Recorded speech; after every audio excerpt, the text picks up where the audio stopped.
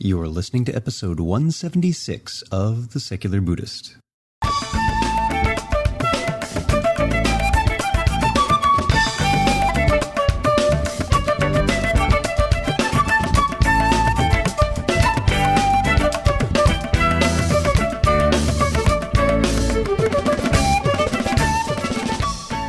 Welcome to The Secular Buddhist. I'm Ted Meissner.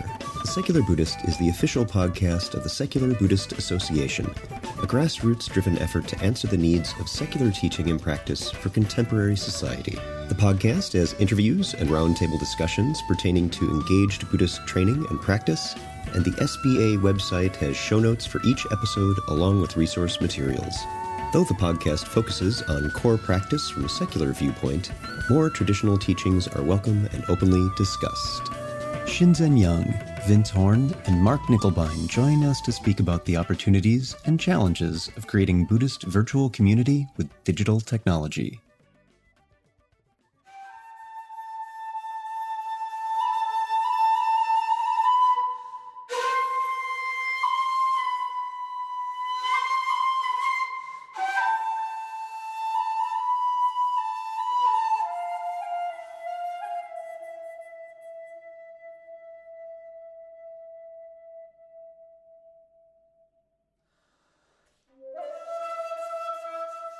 As Buddhism takes root in the relatively new soil of the Western mind and culture, like other traditions, it is encountering modernity.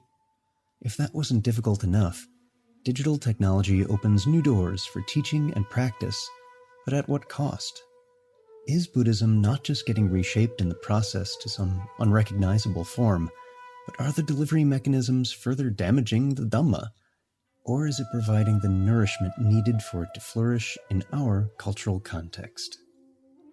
Shinzen Young became fascinated with Asian culture while a teenager in Los Angeles. Later, he enrolled in a PhD program in Buddhist studies at the University of Wisconsin. Eventually, he went to Asia and did extensive teaching in each of the three major Buddhist traditions, Vajrayana, Zen, and Vipassana. Upon returning to the United States, his academic interests shifted to the burgeoning dialogue between Eastern meditation and Western science.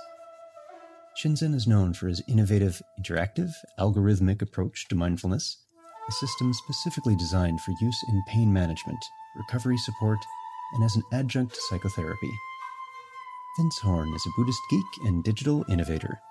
In addition to being an experienced meditation practitioner and teacher, he co-founded the popular media company Buddhist Geeks, where he currently serves as chief geek. His work focuses on the fusion of nascent technology and contemplative wisdom, and has been featured on the pages of Wired, Fast Company, Tricycle, and the Los Angeles Times.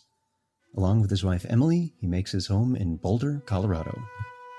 Buddhism Without Beliefs and The End of Faith led Mark Knickelbine to seek out a Dharma practice without the religious trappings of Buddhism. He found it at a local health clinic, where he learned mindfulness in the manner of Jon Kabat-Zinn. Mark has continued to study texts from the Pali, Chan, and Zen traditions, and practices with a secular mindfulness group in Madison, Wisconsin. Mark is a writer, editor, political activist, has a master's in English, and as practice director for the Secular Buddhist Association, leads our practice circle sessions. So sit back, relax, and have a nice, plain old Earl Grey tea. Our returning guests today are Shinzen Young of basicmindfulness.org. Welcome, Shinzen.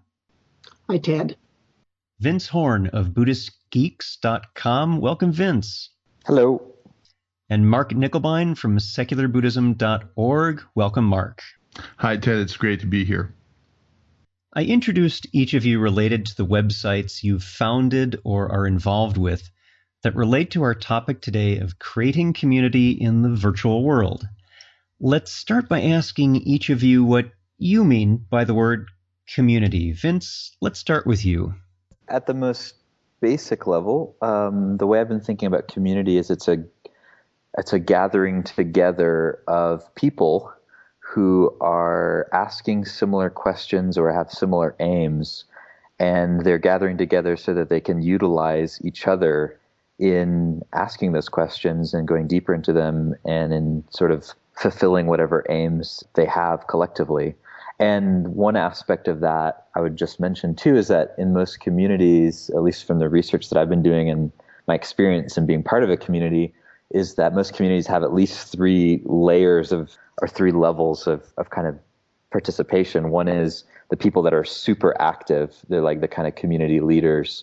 They're doing everything. You see them around all the time, whether you're online or off. And then you have people that are more active.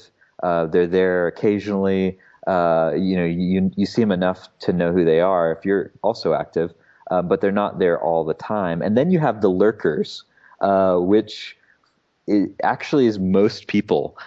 People that are like 80% or more, according to most of the research I've seen, are people that they come in and out very occasionally, and they mostly are kind of observing what's happening in the community and participating in sort of ways where they're not having to kind of be in the spotlight. But it doesn't mean that they're not actually being really impacted by what's going on in the community.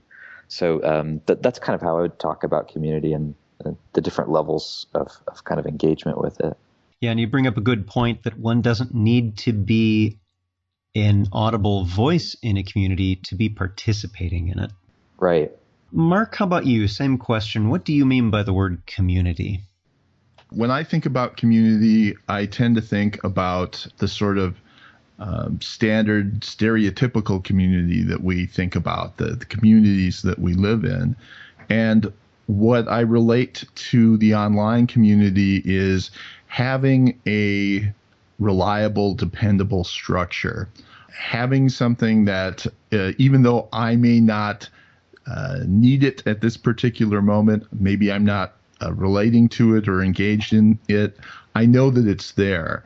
And I know that if I have certain kinds of needs, certain kinds of interests, I'll be able to go there and be able to have those needs fulfilled, find people who have similar interests with whom I can cooperate to accomplish different kinds of things. But just knowing that it's going to be there and something that I participate in helping to create and maintain, but maybe I can step away from it. Maybe I'm not actively engaged in this particular moment, but there's that reliability there. So part of what I see in terms of the online community at the Secular Buddhist Association is for all those people who may be lurking today or may show up to practice circle one day and maybe not come for months afterwards, that awareness that that group is there for them when they need it for what they need it for. Excellent. So the stability concept of it's there, and you have a choice as to your level of embeddedness. And as Vince was saying, whether one's very active or not as active or just lurking, it's still there for you. Right. Excellent. And Shinzen, how about you? What do you mean by community? Well, I have a pretty idiosyncratic view of community that I wouldn't claim should be what community means to the world, but just personally, for me, given my priorities, community is a group of people that support each other's practice. That's a good way to put it, is that there's that mutually supportive component. It's not just something that you use, it's something that there is an interactive engagement involved with it as well. So what I'd like to do next is to go into a little bit by what the activities each of you has in your particular sites. Mark, let's start with you. What's going on secularbuddhism.org? Well, I think this podcast is obviously one major aspect of it, and probably the bedrock layer in terms of the thing that has been around longest through your efforts, Ted. Certainly attracts a lot of people to the site. So just having the podcast as being the foundation. There's also the various articles that are published there. We have a number of folks now who contribute everything from scholarly articles about the Pali Canon to discussions about Buddhist doctrine and what a secular take on Buddhist doctrine might be, to sharing their own experience with their practice, sharing practices and teachings that they've encountered and want to bring to the group. So there's all kinds of different articles that are being published. We have obviously online discussions where people can post topics and go back and forth, and those are often very lively. Lively is a good way to put it, yes. And then we have our practice supports, which is what I've been proud to be able to be a part of. We have a number of guided meditations that are recorded online that people can use.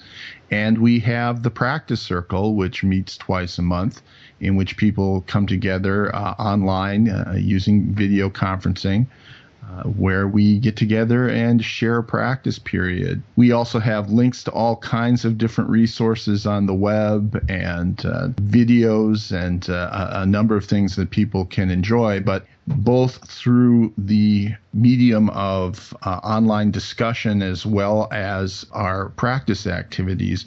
We do have those interactive components where people can speak to one another, share their practice with one another, ask questions, get information, and support one another's practice.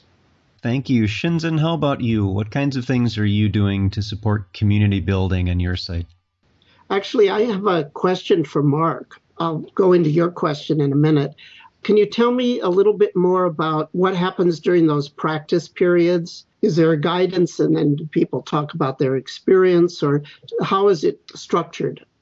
Well, the structure we've been using goes more or less like this. We start off with 15 to 20 minutes of lightly guided sitting meditation. And then we'll usually move into some kind of a practice as some sort of an exercise, and that can vary. We've done everything from sort of the basics like a loving kindness meditation or forgiveness meditation, those kinds of guided practices. We've also been doing various kinds of contemplations where we'll introduce a reading or a scripture or a poem, whatever, to get us thinking around a certain kind of topic. And then engage in some mindful dialogue. One of the reasons why we chose the software that we did for Practice Circle is it enables us to go very easily from a whole group setting to dyads, small groups, whatever's appropriate, and engage in mindful listening where we're being present for each other as listeners and trying to touch into the truth that's real for us and when we speak. Do they primarily talk about their experience during the practice period, or is it more a freewheeling discussion on practice in general? Again, it's the attempt is to have a mindful dialogue. So we try to center it around the contemplation that we've just been doing, or what's arisen for us out of the practice exercise that we've just done. Obviously, it's not tightly limited, but we do try to focus it on the particular topic that we're working on that particular day. So you're actually trying to train people to maintain a mindful state or a metta state, some desirable meditative state, while engaging in the social interactions. That's the main goal. Is that correct? Definitely the bringing the skills of mindfulness to interpersonal communications is one of the goals, as well as just to have that experience of connecting on a heart level, on the mind-to-mind level, and understanding the participatory nature of awakening, the interpersonal nature of awakening. We'll come together then afterwards in a full group to discuss what came up for us in the discussions. And then we usually end with a little bit more sitting. I'll often offer a poem or a reading of some sort for final contemplation and secular dedication of merit. And we usually end in about an hour. Cool. Well, thanks. Always interested in what other people are doing. Now, Ted, to address your question. So I'm very much a person who's interested in practice and people getting the results of practice. And it's my contention that, well, like one person said, enlightenment is an accident, but practice makes you accident prone. So we're trying to sort of give nature half a chance by implementing day-to-day formal technique and periodic retreat practice. Give nature half a chance for the natural state, stream entry, however you want to call it, to occur. So it's been my experience that that's most likely to happen if a person does both day-to-day practice and intensive retreats. Intensive retreats tends to push things forward. The day-to-day practice then allows you to integrate that, so it's not a peak experience, but more a plateau that you can build from. And if you sort of look at it trend-wise over a lifetime, that person will likely have a roughly exponential trend to their growth, but with little stepwise increments that the retreats give them that extra push. So retreat practice, I think, is very important, but there's been a problem in the Buddhist world when you really look at the situation of most human beings in the world. They are not in a position to do retreat practice. They may be able to do their day-to-day, but it's very difficult for most people in the world. What are the factors that enter in? Well, can't leave your family, can't incur an expense, don't have a convenient place to go to that's near. There may be, your job won't let you be free. There may be health considerations. There's just enormous things that get in the way of a person being able to do retreats. So I thought, well, is there some way that we can use technology to make it possible for anyone in the world who wants to have a retreat situation every month to have that? So I analyzed what would be the minimal case of a retreat. What does something need, if we're going to really cut it down to bare bones, what do we need for it to be more than a long sit? If we're going to make some radical changes because we need to reach large numbers of people. So I came up with the idea that we could squunch at the bare minimum a retreat into a 4-hour program that could be delivered via conference call. I don't actually use anything visual because people by and large are practicing with their eyes closed. By the way, this is not meant as a community builder. It's a precursor to a community builder. It's a fully modern, convenient practice delivery system. And then the idea would be that around this practice delivery system, a community could grow. So the way the practice delivery system works is you go online, you register, you pay a very small amount of money for the upkeep of the registration process. If you can't afford that, you pay nothing. We give 4 4-hour programs. Each is independent on a weekend and a 1 2-hour program. So you could do a whole weekend of practice, or you could just elect to do a 2 or 4-hour period. We send you all the conceptual material you need beforehand, so we don't have to deal with that. And then there's guidance, there's a chance to talk as a group, there's a chance to do self-practice. Everyone hangs up, and during that hour that you're doing self-practice, you can call me on my personal telephone number for input into your practice. So you get that possibility. So we sort of squunched all the features of a retreat into an extremely flexible format that's available always on the second weekend of every month, those 5 programs. And this was my way of sort of dealing with the problem of, well, how do we make liberation-oriented practice available to anyone in the world? If you have cheap long-distance calling or Skype, if you have a minimal knowledge of English, I can say that you can begin a retreat practice within a month and have that available for you for the duration, regardless of your family, job, financial, social, health, or geographical situation. We can now say to the world, this is available. So you're building foundational activities to support what will hopefully become an ongoing lifetime practice.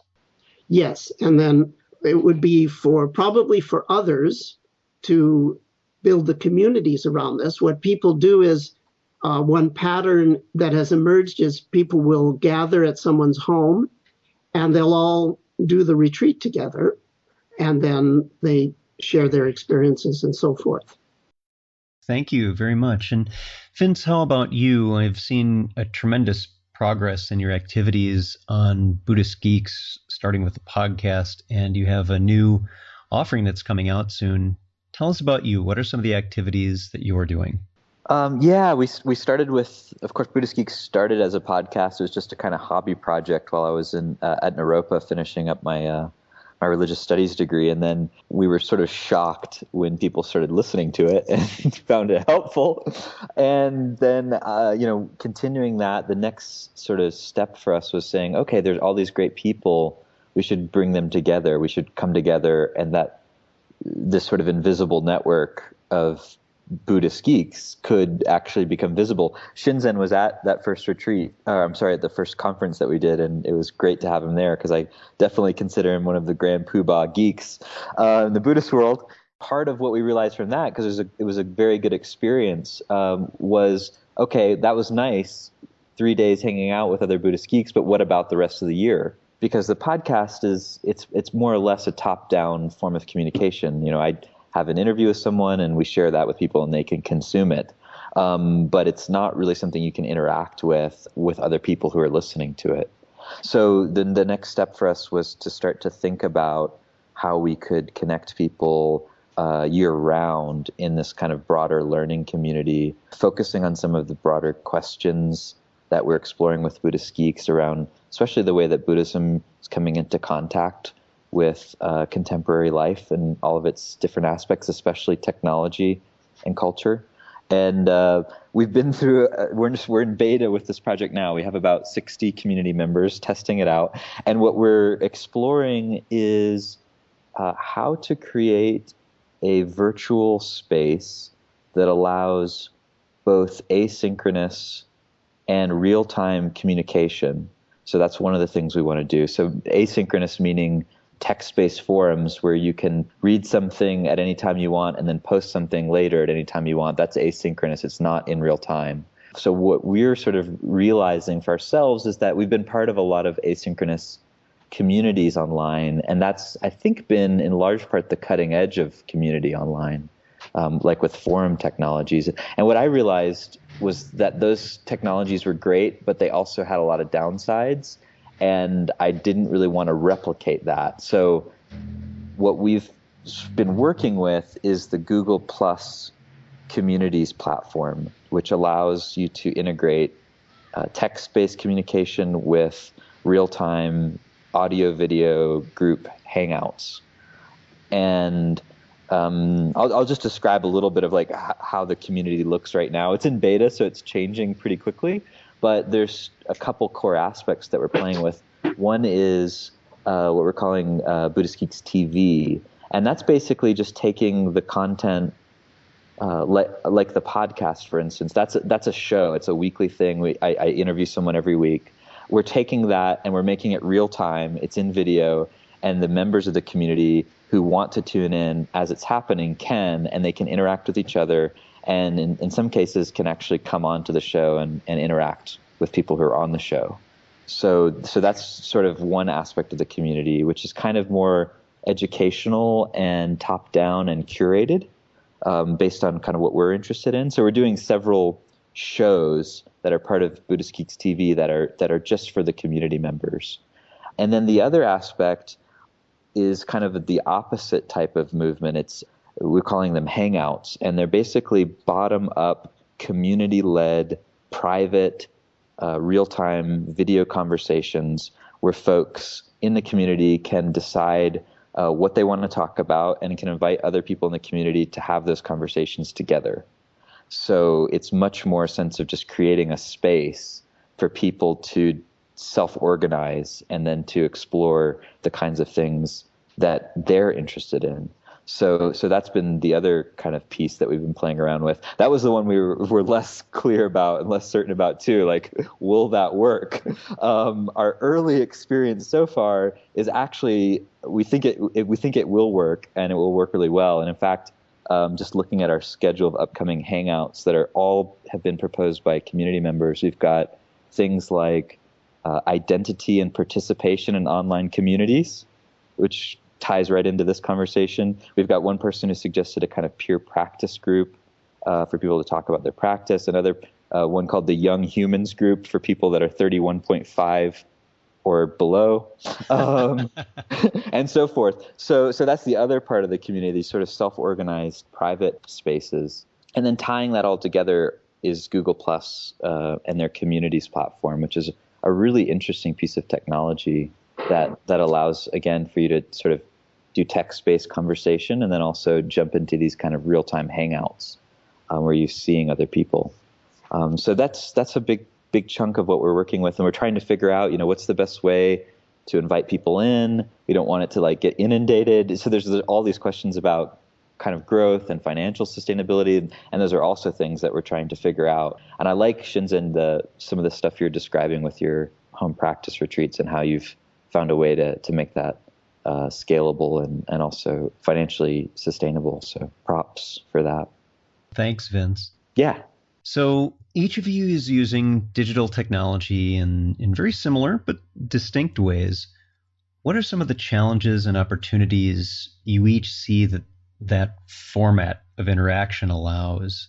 Shinzen, let's start with you. You're using digital technology. What are some of the challenges and opportunities there? Well, I would say, once again, from my own personal interests, far and away, the greatest opportunity is for senior teachers and masters to replicate themselves in expert system interactive software, tutorial programs that replicate that teacher's expertise in interacting with students, guiding students to classical results. Whenever I talk about this, people sort of freak out. So my caveat is, don't think of this as a lesser version of the guru. Think of it as a vastly improved version of a book. And I've devoted the last, as Vince, as you know, you interviewed me a while back, and I pretty much laid it all out. I've devoted the last 25 years of my career trying to create a system of practice that is convenient for creating a virtual version of me. My programmers say that I'm the first teacher who, instead of assigning a successor, is attempting to build his successor.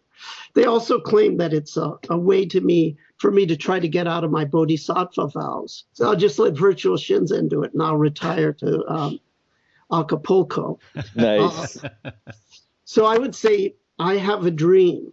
I can see, because of my background with technology and so forth, I can actually see creating a virtual version of me, not with video, but that talks to you and is a guru in your pocket that's just available 24/7 and passes the Turing test in terms of the guidance you get from it is indistinguishable from what you would have gotten from me.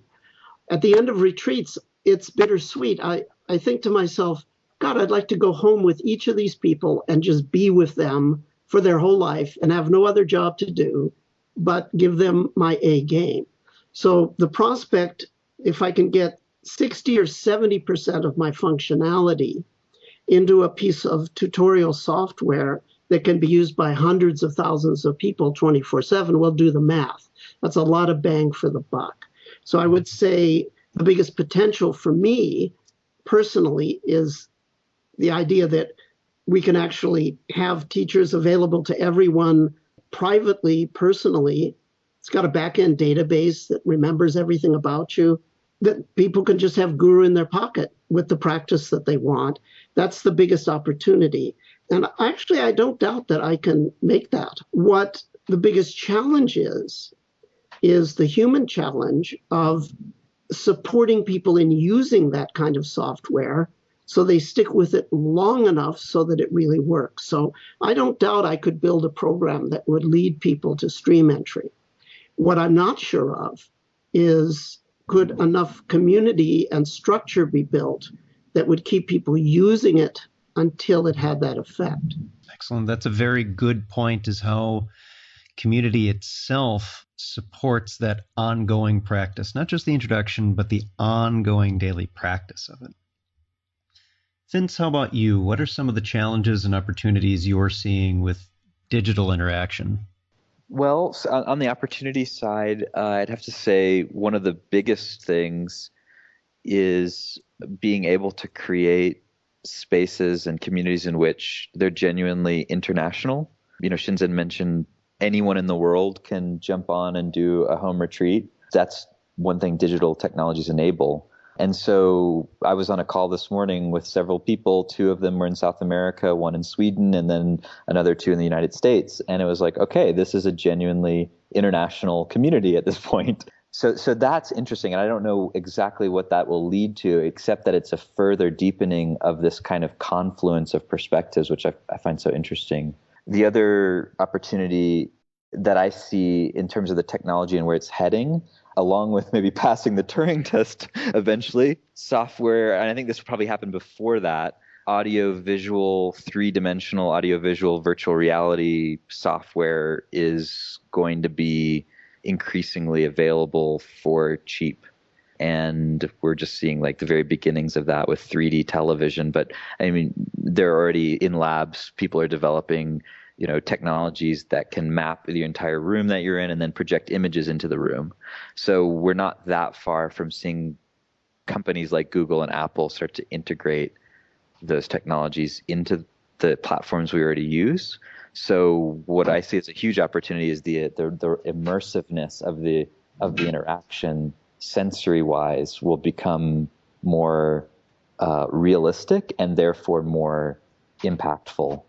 And then the third opportunity that I was thinking of is that it really, by having a virtual community, you open it to the entire human population that's connected to the web, which at this point is still, there's still a lot more people that will be connecting to the web in the next several years. But that creates a situation where you kind of get the most motivated, talented, and best fitting people that get interested in a particular community.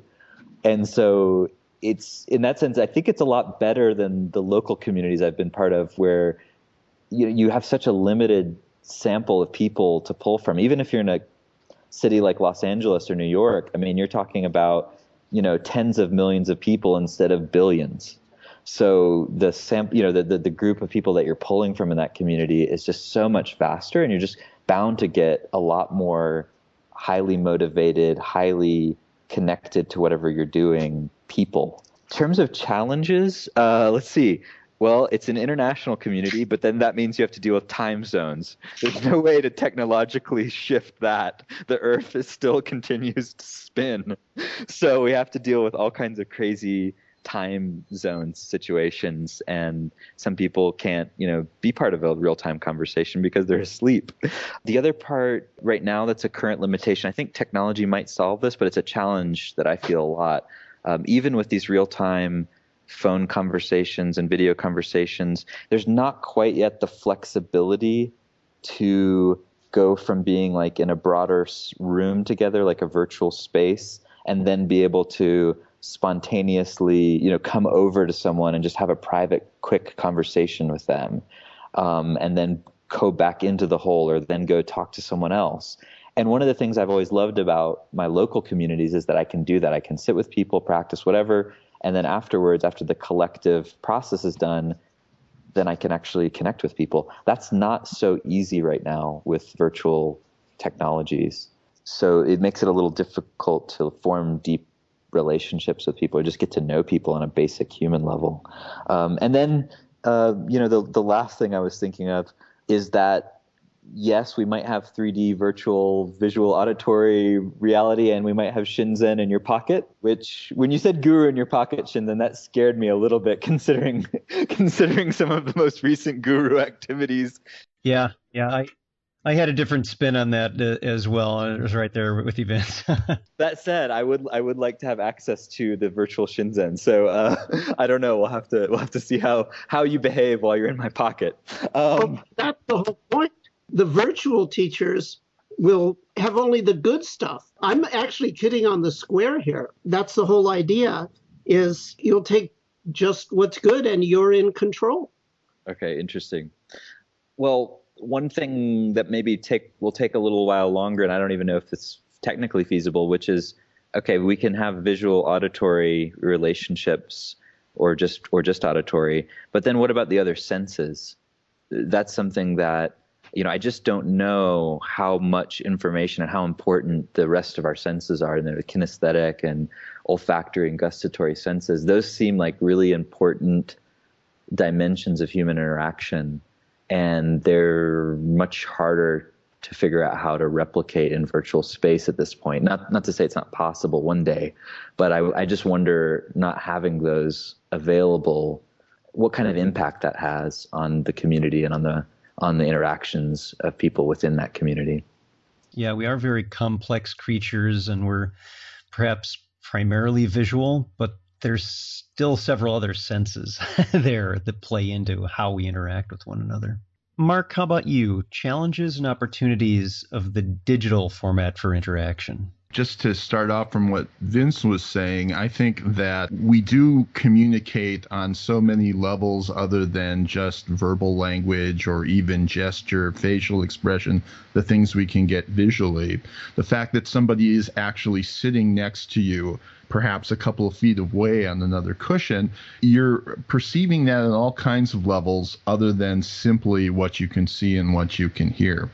So that was something that was a particular concern to me as I was putting together a practice circle, because the groups that I sit with, I'm very much aware of the fact that there's a lot of interpersonal resonance going on. There's not just what I'm observing about my own experience, but there is that communication that's going on interpersonally and with the entire group. So my concern was, when you've just got, this very limited amount of information that's coming through video conferencing, how can you replicate that sense of really being held in the group, having that, that curious power that people notice that's different about practicing with other people as opposed to being alone. I think that the opportunity, of course, the major one for us, especially at Secular Buddhist Association, is meeting the demand. I think, Ted, you'll agree, the thing that brings people to us the most is people saying, I would like to have a community to practice with in which I will feel comfortable as a secular person, as someone who does not perhaps relate to many of the religious forms that traditional Asian Buddhism presents itself with. And of course, in other instances, people don't even have access to, say, a Zen center or an insight meditation community or what have you. They have nothing. So between people who are just looking for someone to practice with and people who are looking to be able to practice in the secular setting, there just isn't a lot out there. And so being able to have a format whereby we can have conversations, whereby we can share practice. Technology is the way that we'll have to do it. There are, person-to-person groups and small groups that have formed around the country and around the world. But to reach the majority of the people who would like to have this kinds of resource, technology is the way that we're going to have to go for now. And I found in facilitating the practice circle sessions that there's a curious way in which the limitation can be a positive aspect, in that you're aware of the fact that it's a little bit harder for people to hear you. It's a little bit more difficult for you to hear them or notice what their emotional state may be. Perhaps to be able to see their gestures or be aware of how they're feeling as they're communicating with you. And for me, I think that one of the results of that is mindfulness becomes that much more important to that kind of interaction. You have to really be focusing and be present with a person when you're communicating with them online in order to have anything like the same level of interpersonal resonance that would occur more or less naturally if you were sitting, across from them in the room. So there's an extent to which I think the limitations of the technology can be one more reminder to bring our full present self to that interaction with the group. I think that we were fortunate, as you know, Ted, we looked at a lot of different software packages before we decided on what we were going to use for Practice Circle. And the advantage of Adobe Connect, along with the fact that it's free for users and the interface seems to be pretty intuitive and easy to use, is that it does enable us to go very quickly and easily from whole group conversation to one-on-one or small group or what have you, and facilitates a large number of people. I think we've had as many as 16 to 18 folks practicing together at any one time, and have not had all that much difficulty once people learn how to log in and get their audio and video set up. So I think that particular tool has been very helpful in setting Practice Circle up in a way that allows us to maximize the interactive nature of it. So it's not simply just people sitting together with their computers at hand. Thank you, Mark. So what I'd like to do is just do a quick round robin to see if there are any final comments on any of this from any of our participants today. Vince, how about you? Is there anything you'd like to add to our conversation today? Yeah, a couple small things came to mind. One is that I'm aware, being in this sort of weird field of technology and Buddhism, and trying new things and using technologies that really the whole population hasn't got on board with yet. I'm aware that actually can often scare or be really disturbing to people who have been in communities or practice communities for a long time where that's not happening. And I just want to kind of acknowledge that actually it is kind of scary, and it's not just scary to those people, it's scary to people trying to figure it out, because in some sense we don't know what we're going to lose when we try some new way of building community, especially with technologies. Marshall McLuhan was brilliant at describing the way that using new technologies both adds something and then also takes something away. So I think there is, some valid concern and worry there. And then some of it is just holding on to how we think things should be, because it's what we're used to. And then the other thing I wanted to mention is just a resource for people that are kind of into this stuff. I've been reading a book called Digital Habitats: Stewarding Technology for Communities, and it's an amazing book that explores community building and using technology and what kinds of technology to use for whatever community you're in, how to figure that out, how to implement it. It's just a really practical kind of resource. So I just thought I'd mention that. Thank you very much. Yeah, and thank you. Sure. And Shinzen, how about you? Any closing comments for our discussion today? No, I'm good. All right. Thank you. And Mark, how about you? Closing thoughts? Well, other than to invite people, if you're looking for a group to practice with, we're available to you. Just go to our website, secularbuddhism.org, and look for the links that'll take you to Practice Circle. It'll show you how to set up. We meet the second and fourth Sundays at 8 o'clock Central Time. And be great for you to join us and participate in this experiment of seeing what an online practice community can be like. Great. Thank you, Mark. So our guests today have been Shinzen Young of basicmindfulness.org. Shinzen, thank you very much for being here. My pleasure. Vince Horn of BuddhistGeeks.com. Vince, thanks for being with us again. Great to be here. And Mark Knickelbine from secularbuddhism.org. Mark, thanks for your time. Thank you, Ted.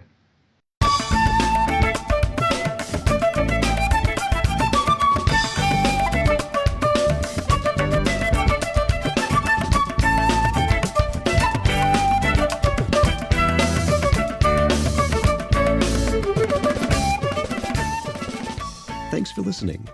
If you'd like to learn more about something you've heard in today's podcast, please come visit the SBA website at secularbuddhism.org, and you'll find an entire webpage devoted to this and every episode. Discussion about this episode can be found on the episode page itself, along with show notes. The music for The Secular Buddhist is used by permission from John Kaizen Neptune's CD, Steps in Time. Additional music is provided courtesy of Monty Levinson of Taihei Shakuhachi and Rodrigo Rodriguez. Their websites are also linked on the SBA site on the About Podcast Music page. Until next time, remember, every moment you have a choice. Make it the best you can. See you next time on The Secular Buddhist.